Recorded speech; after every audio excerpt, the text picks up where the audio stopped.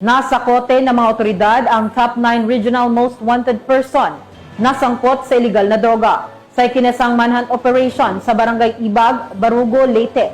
Magbabalita dyan si Patrolwoman Maria Elena Singian.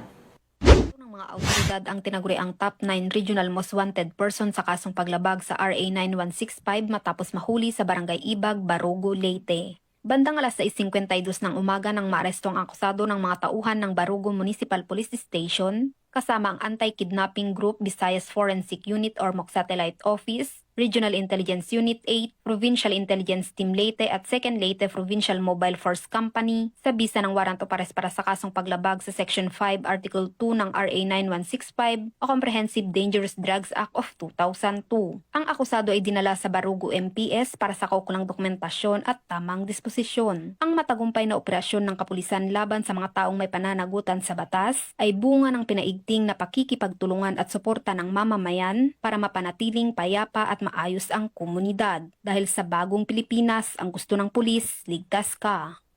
Mula dito sa Eastern Visayas, ako ang inyong PNN correspondent, Patrolwoman Maria Elena Singian. Alagad ng batas, tagataguyod ng balitang pulis.